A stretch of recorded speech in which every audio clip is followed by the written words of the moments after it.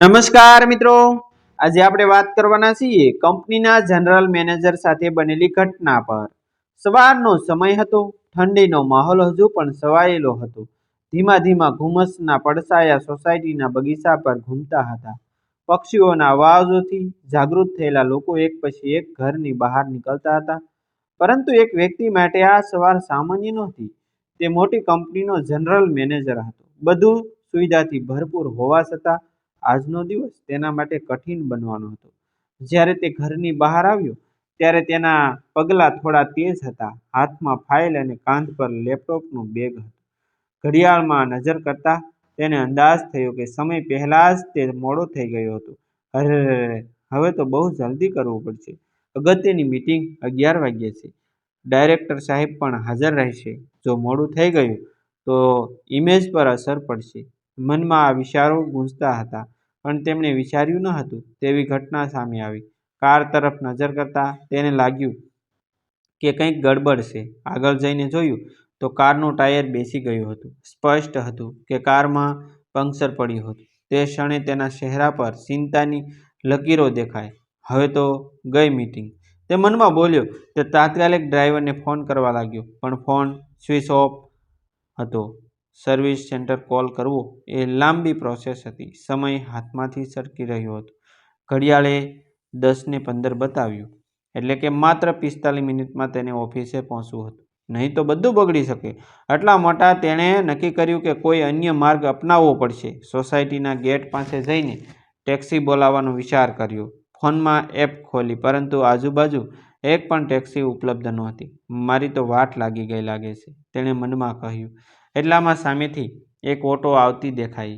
લીલા પીળા રંગની ઓટો ધીમે ધીમે સોસાયટીના ગેટ તરફ વધતી હતી. તેણે હાથ વડે રોકવાનો સંકેત આપ્યો, પરંતુ હાથ હલાવતા જ તેના મનમાં એક વિચિત્ર ખચકાટ ઊભો થયો. હું જનરલ મેનેજર, આટલી મોટી કંપનીનો, અને હું ઓટોમાં જઈશ? લોકો શું કહેશે? સ્ટાફ જો કોઈ જોઈ જશે તો? તેના અંદરના અહંકાર અને પદનો ભાર તેને વિચારવા મજબૂર કરતો હતો.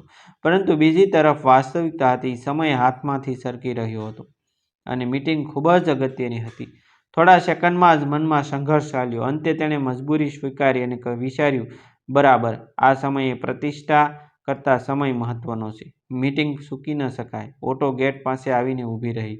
તેણે ડ્રાઈવરને ઓફિસનું નામ કહ્યું. ડ્રાઈવરે માથું હલાવીને તાત્કાલિક સ્ટાર્ટ આપ્યો. ઓટોમાં બેસતા જ તેણે થોડી શાંતિ અનુભવાઈ. હવે કદાચ સમયસર પહોંચી જઈશ.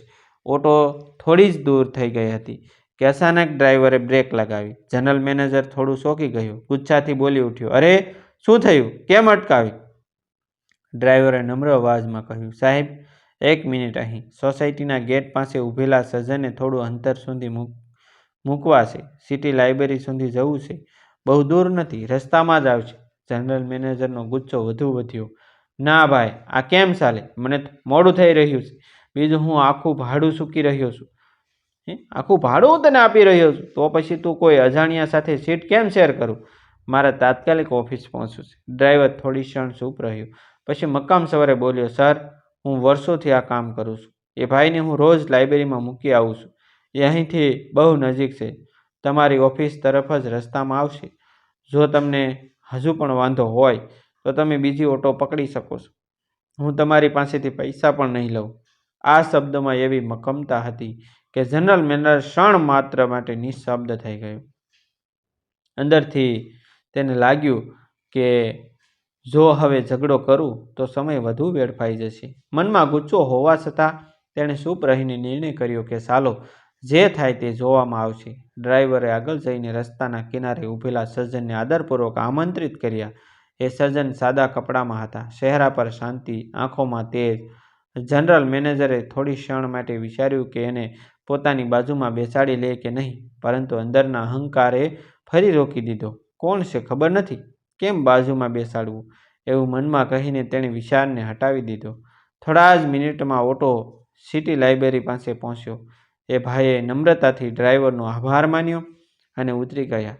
તેમની શાંતિ અને સૌજન્ય જોઈને જનરલ મેનેજરને થોડી અજીબ લાગણી થઈ. મનમાં પ્રશ્ન ઉઠ્યો, કોણ હશે આ માણસ?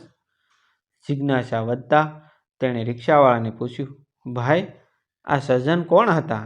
ડ્રાઈવરે સ્મિત સાથે કહ્યું, સર, આની વાત તો બહુ ગહેરી છે.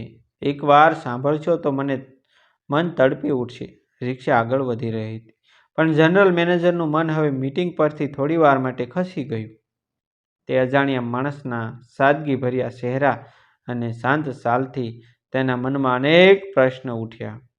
આવું આદર અને સૌજન્ય આજકાલ કોણ બતાવે છે? સાદા કપડાં પહેરેલો માણસ, પરંતુ અંદરથી કંઈક અલગ જ પ્રકાશ હતો. આખરે છે કોણ આ? જનરલ મેનેજરે ડ્રાઈવર તરફ જોયું અને પૂછ્યું, ભાઈ, આ માણસ કોણ છે? તમે કહ્યું કે વાત ખૂબ જ ગહેરી છે. એવી શું ખાસ વાત છે? ડ્રાઈવરે થોડી ક્ષણ શ્વાસ લીધો, જાણે પોતાના શબ્દને ગોઠવી રહ્યો હોય એમ. પછી ધીમેથી બોલ્યો, સર, એ ભાઈનું નામ છે વિજયભાઈ શાહ. તમે તેમને સાદા માણસ સમજી લીધા, પણ આ શહેરમાં જ્ઞાન માટે તરસતા ગરીબ બાળકો માટે તેઓ જીવંત આશીર્વાદ સમાન છે. તમે જે લાઇબ્રેરી આગળ જોઈને, એ જ લાઇબ્રેરી તેમની જ મહેનતનું ફળ છે. વર્ષોથી તેઓ પોતાના પૈસાથી, પોતાના પરિશ્રમથી એ લાઇબ્રેરી ચલાવે છે. ગરીબ બાળકોને મફત પુસ્તકો આપે છે. કોઈની ફી નથી લેતા. એ બાળકો આજે મોટા થઈને નોકરી કરે છે, ડૉક્ટર, એન્જિનિયર બને છે. પરંતુ આ બધું વિજયભાઈની નિસ્વાર્થ સેવા વગર શક્ય નહોતું. જનરલ મેનેજર આશ્ચર્યથી સાંભળતો રહ્યો. મનમાં વિચાર આવ્યો કે આ માણસ તો સાદા વસ્ત્રોમાં ફરતો, બસમાં, ઓટોમાં બેઠો, છતાં તેની અસર આટલી વિશાળ મેં તો ક્યારેય સાંભળ્યું નથી. ડ્રાઈવરે આગળ કહ્યું, સર, વિજયભાઈ કોઈ સામાન્ય માણસ નથી.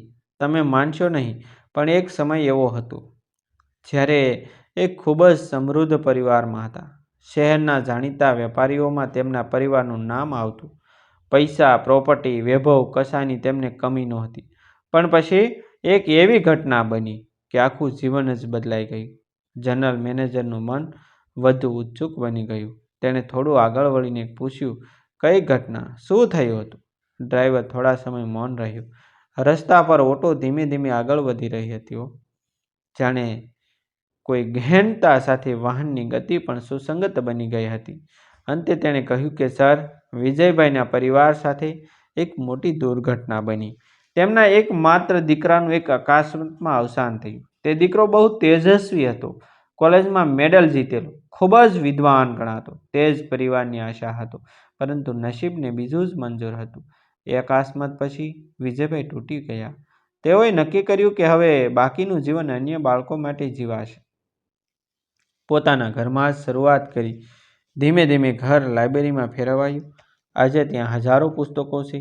ગરીબ બાળકો ત્યાં આવીને ભણે છે, વાંચે છે, સપના જુએ છે. જનરલ મેનેજર મૌન થઈ ગયો. તેની અંદર કંઈક ખળભળાટ મચાવતો અનુભવ થવા લાગ્યો. તેના મનમાં પોતાના બાળપણની યાદો તાજી થઈ, જ્યારે તે પણ નાની લાઇબ્રેરીમાં જઈને પુસ્તકો વાંચતો અને સપના બાંધતો. એ દિવસોમાં ગરીબાઈ હતી, પરંતુ શિક્ષકોએ માર્ગદર્શન આપ્યું, પુસ્તકો હાથમાં આવ્યા, અને એ કારણે તે આજે આ પદ પર પહોંચ્યો હતો. તેણે આંખો ઝબકાવી અને પોતાને સાંભળ્યો. પછી ડ્રાઈવર પાસે કહ્યું કે તમે શું કહો છો? આ બધું ખરેખર? ડ્રાઈવરે સ્મિત કરીને જવાબ આપ્યો, સર, હું રોજ જોઉં છું. સવારે તમને લઈ જાઉં, સાંજે પાછા મૂકી આવું. તેઓ ક્યારેય પોતાની જાત માટે કશું માંગતા નથી. કપડાં એ જ 2-3 જોડી, ખાવા પીવાની સાદગી, પરંતુ અંદરથી એટલા સંતોષમાં રહે છે કે શબ્દોમાં સમજાવી શકાતું નથી. શહેરના ઘણા મોટા લોકો તેમને ઓળખે છે, પરંતુ તેઓ ક્યારેય નામ પ્રતિષ્ઠા પાછળ નથી દોડ્યા. તેઓને ફક્ત બાળકોના ચહેરા પરની ખુશી જોઈને આનંદ થાય છે. જનરલ મેનેજર વિચારી રહ્યો, મારે આજે કાર પંક્ચર ન પડી હોત તો કદાચ આ માણસને ક્યારેય જોયો જ ન હોત. કદાચ જીવનની એક સત્ય કથા મારી સામે ખુલી જ ન હોત. ઓટો હવે ધીમે ધીમે ઓફિસ તરફ જતી હતી, પણ જનરલ મેનેજરનું મન સંપૂર્ણપણે તે અજાણ્યા વ્યક્તિ તરફ વળી ગયું હતું. તેણે મનમાં નક્કી કર્યું કે એક દિવસ તે લાઇબ્રેરી સુધી જઈને પોતે વધુ જોશે.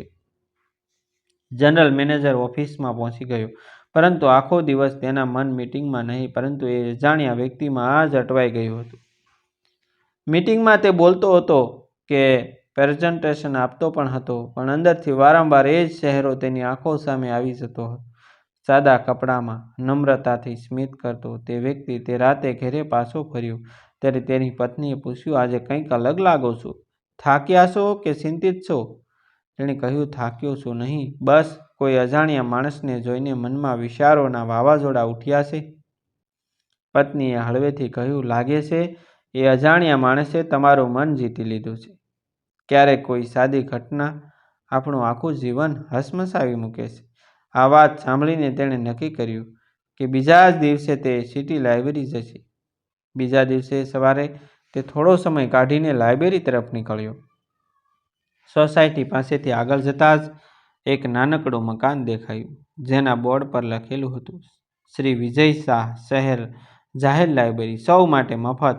તે અંદર પ્રવેશ્યો. અંદરનું દ્રશ્ય જોઈને તે અસંભામાં પડી ગયો. મકાન મોટું ન હતું, પરંતુ અંદર પુસ્તકોના ઢગલા, શેલ્ફ પર ગોઠવાયેલી નવલકથાઓ, શિક્ષણના પુસ્તકો, ધાર્મિક ગ્રંથો, વિજ્ઞાનના મેગેઝિન, બધું જ ગોઠવેલું હતું.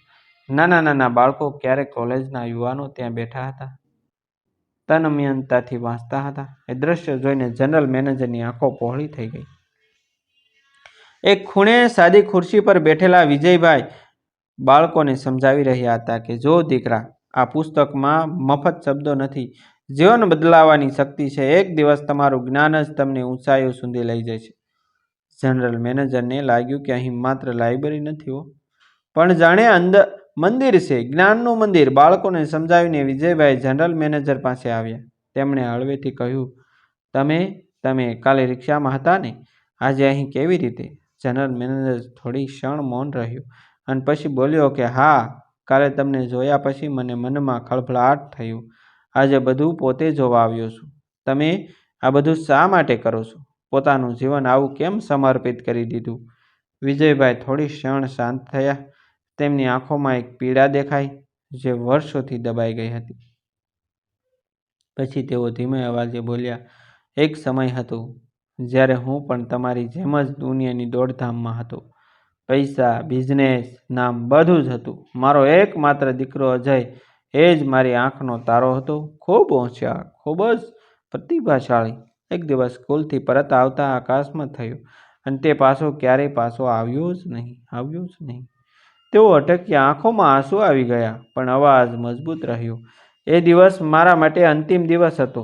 મને લાગ્યું કે બધું ખતમ થઈ ગયું, પરંતુ પછી વિચાર આવ્યો, અજય પાછો નહીં આવે, પણ દુનિયામાં લાખો બાળકો એવા છે જે જ્ઞાન માટે તરસે છે. જો હું એમને મદદ કરું તો કદાચ અજયની યાદ જીવંત રહેશે. જનરલ મેનેજર ચૂપચાપ સાંભળતો રહ્યો. વિજયભાઈ આગળ બોલ્યા કે મેં મારા ઘરના દરવાજા બધા બાળકો માટે ખોલી દીધા. પહેલાં 2-4 પુસ્તકો હતા, પછી થોડા દાનમાં મળ્યા અને મેં ધીમે ધીમે લાઇબ્રેરી શેહી બની ગઈ.